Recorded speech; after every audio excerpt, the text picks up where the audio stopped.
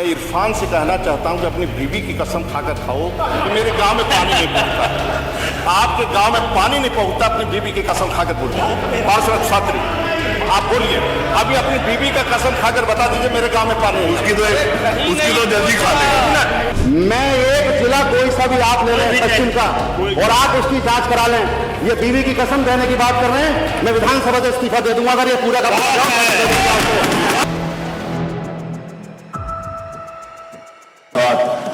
मोहम्मद फहीम इरफान। अन्य अध्यक्ष जी, आपने मुझे जनहित से जुड़े मेरे एक महत्वपूर्ण प्रश्न पर मंत्री जी से पूरा पूछने का मौका दिया। मैं आपका दिल की गहराई से शुक्रिया अदा करता हूँ। ये जो मेरा जो सवाल है जल शक्ति मंत्री जी से था, क्या जल शक्ति मंत्री जी बताने की कृपा करेंगे कि अब तक जो है, क्योंकि ये जल जीवन मिशन का जो कार्य है वो सभी सारे विधायक बैठे हैं, वो सारे विधायक अपने अपने विधानसभा क्षेत्र में इस पूरे प्रकरण से बेनता दुखी हैं। क्योंकि इससे पहले आपने देखा था माननीय अध्यक्ष जी कि पहले हम लोगों को जल की व्यवस्थाओं के लिए हैंडपम्प मिला करते थे, लेकिन जल जीवन मिशन के आने के बाद वो हैंडपम्प की व्यवस्था ख़त्म कर दी गई और उसके बाद जल जीवन मिशन के तहत हमारे गांव को सैचुरेट करने की व्यवस्था बनाई गई। उसके बाद माननीय अध्यक्ष जी, हालात ये हुए कि जिन ठेकेदारों को काम दिया गया उन ठेकेदारों ने वो काम लेकर आगे काम सबलेट कर दिया और गांव के अंदर पूरे के पूरे जो सीसी के कार्य कराए गए थे या जो भी कार्य विकास के हुए थे वो उन ठेकेदारों ने पूरी तरीके से तोड़ दिए। हालात ये हुए कि पहले उन्होंने रोड तोड़े और उसके बाद पानी के टैंक बनाए और टैंक बनाने के बाद हालात ये बने कि चाहे मामला अयोध्या से मुताल्लिक रहा हो या कि जो है बरेली के भोजीपुरा के अंदर पानी की टंकी जो गिर गई या सीतापुर में जो पानी की टंकी गिरी जिसमें जेई और एई को सस्पेंड कर दिया गया और कंपनी को ब्लैक लिस्टेड कर दिया गया। इसी तरीके से मथुरा हो या कोई भी पूरे प्रदेश में पानी की टंकियां कई जगह गिरी। हालात ऐसे हुए कि जैसे कि एक तरीके से हालात बहुत बुरी तरीके से बिगड़े और पानी से बहुत बड़ा नुकसान हुआ। तो मैं ये कहना चाहता हूँ कि उसमें बहुत एक तो लोगों की मौतें भी गई, जान भी गई, तो उनका मुआवजा कौन देगा, सरकार या कंपनी? तो उसमें माननीय अध्यक्ष जी, हालात ये है कि जल जीवन मिशन के नाम पर जो ट्रेंचिंग करने के बाद पाइपलाइन डाली गई, उस पाइपलाइन की कंडीशन ये है कि वो पूरी तरीके से पाइपलाइन इतनी खराब है कि जहाँ जहाँ ये योजना चालू हुई है वहाँ पानी की टंकियों में जाकर पानी गंदा आने लगा। हेपेटाइटिस बी और हेपेटाइटिस सी जैसी समस्याओं से लोगों को सामना करना पड़ रहा है। ये अपने आप में बहुत गंभीर है। माननीय अध्यक्ष जी, माननीय मंत्री जी से मैं ये भी कहना चाहता हूँ कि जो आपके जिन्हें आपने टेंडर दिए जिन कंपनियों को, उन टेंडर वाले कंपनियों ने अपनी इस तरीके की मनमानी की कि उन्होंने पूरे के पूरे गांव को तबाह और बर्बाद करने का काम कर दिया।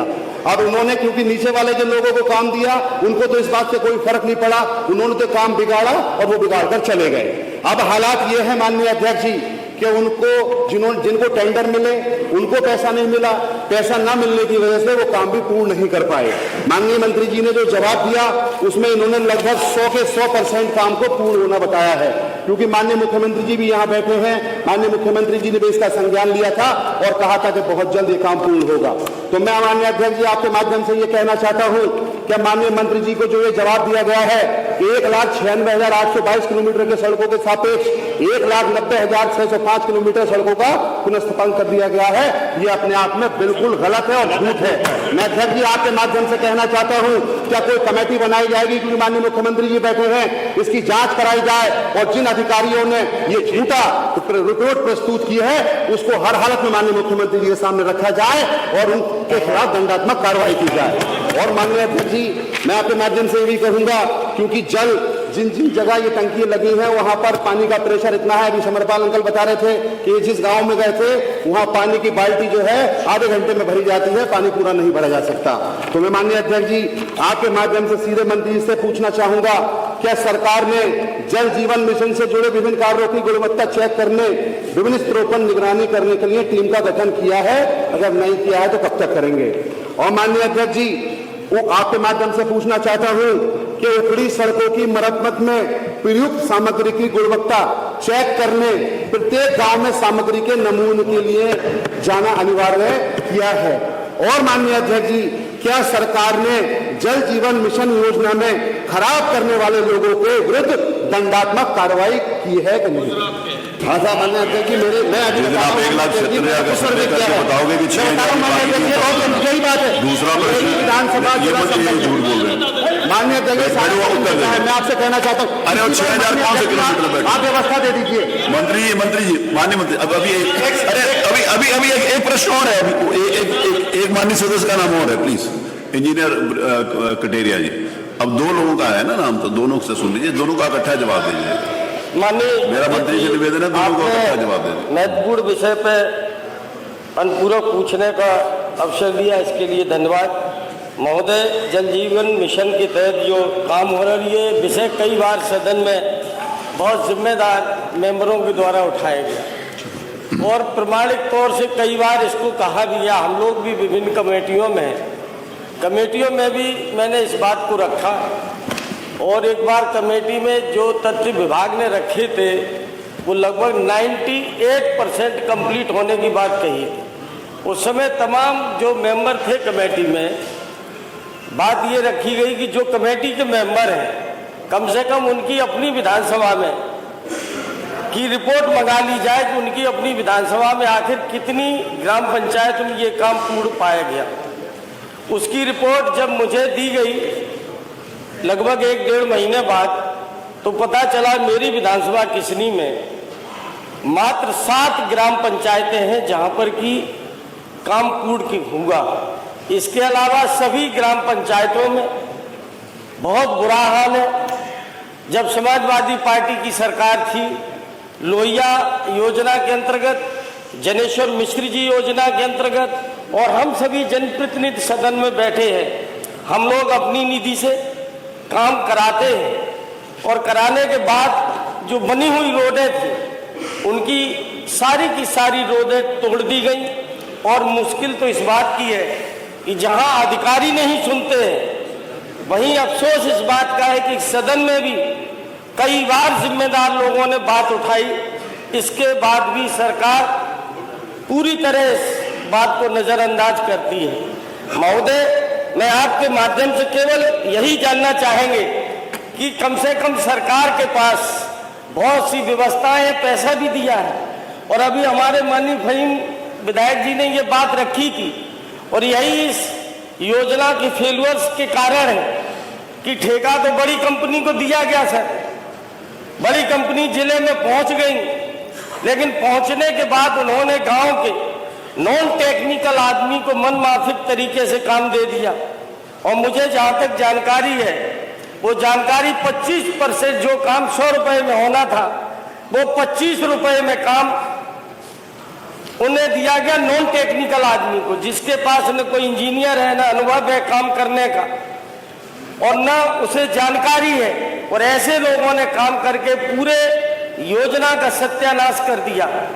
मैं आपके माध्यम से केवल यही जानना चाहता हूं, ये विषय कई बार सदन में उठा है, कम से कम सरकार की तरफ से एक कोई समय सीमा तय करके ये सदन को आश्वस्त किया जाए कि इस योजना के तहत जो तमाम रोडें तोड़ी गई हैं गांव की, वो कम से कम किस समय में वो रोडें बना करके तैयार करेंगे। माननीय मंत्री जी।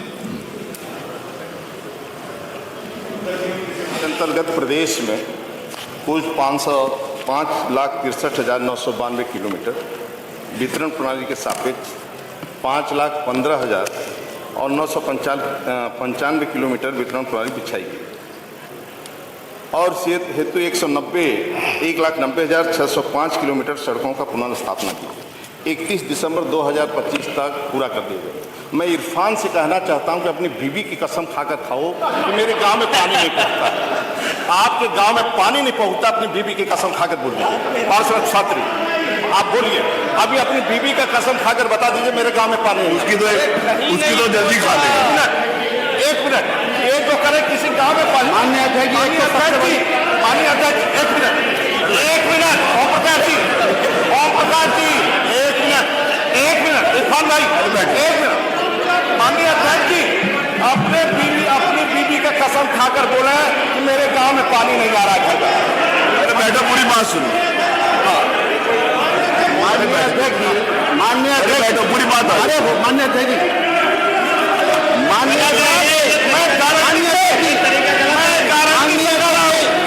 मैं गारंटी से करूँ, आज ही रिजाइन कर दूंगा, लेकिन के गांव में पानी नहीं पहुंच रहा होगा तो मैं गारंटी से कर रहा हूँ।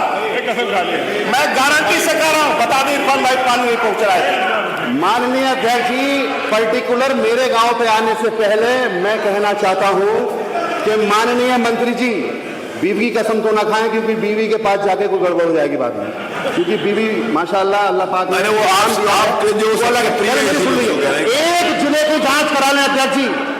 मैं एक जिला कोई सा भी आप ले रहे हैं पश्चिम का, और आप उसकी जांच करा लें। ये बीवी की कसम देने की बात कर रहे हैं, मैं विधानसभा से इस्तीफा दे दूंगा अगर ये पूरा का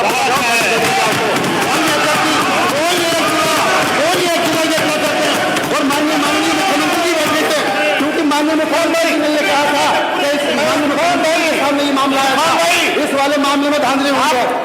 पश्चिम का कोई एक जिला पकड़ ले माननीय अध्यक्ष, अगर हम हो गया हो तो जो चाहे माननीय अध्यक्ष जी,